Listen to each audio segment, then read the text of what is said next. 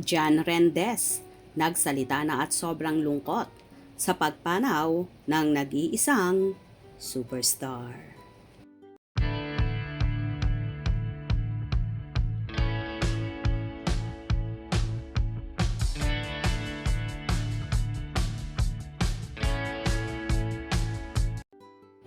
Nagsalita na sa entertainment press ang sinasabing karelasyon ng matagal ng nag-iisang national artist at superstar na si Miss Nora Honor, ang singer na si Jan Rendez. Alam ko tayong lahat, nalulungkot tayo for these crying times, pero kailangan nating magpalakas ng loob at magpakatatag at kailangang humble lang palagi. Kaya nga tayo nandito kung ano kaya nating ibigay going through so hard. Show appreciation for her and a lot of support. Nalulungkot po ako. Alam ko, tayong lahat nalulungkot tayo for these trying times, pero kailangan natin magpalakas ng loob, magpakatatag, at kailangan humble lang palagi, at kaya tayo nandito para magbigay. So let's go in and let's show our appreciation for her.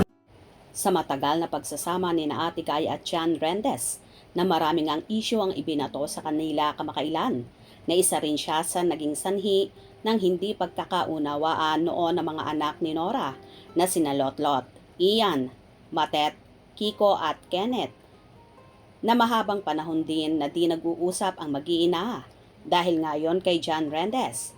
Pero ganun pa man ay hindi iniwan ni Jan si Nora at sinamahan hanggang sa huling hininga nito.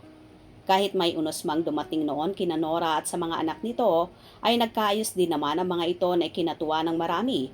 At bago pa nga lumalang sakit ni Nora ay nagkabati-bati na silang lahat at na-reunited ulit. Sa pagkakataon na yon ay marami ang natuwa, lalo na mga Noranians na naging happy na rin. Si Ate Guy at tuluyan na rin tinanggap ng mga anak si Jan Rendez, kaya naman ngayon ay nagpapasalamat din ang pamilya ni Lotlot at Ian kay Jan sa pag-aalaga, pagmamahal at hindi pag-iwan sa nanay nila.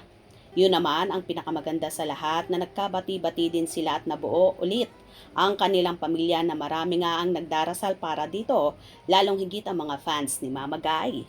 Anyway, salamat ng marami din kay Jan Rendez na di niya tinalikuran si Nora kahit marami pang bumabatikos sa pagmamahala nila at nahusgahan ng gusto ang singer ay di niya iniwan ang superstar at ibinigay ng todo ang pag-aalaga, pagmamahal at pangunawa. Good job, Jan Rendez! Kung nagustuhan nyo ang video na ito, comment down below.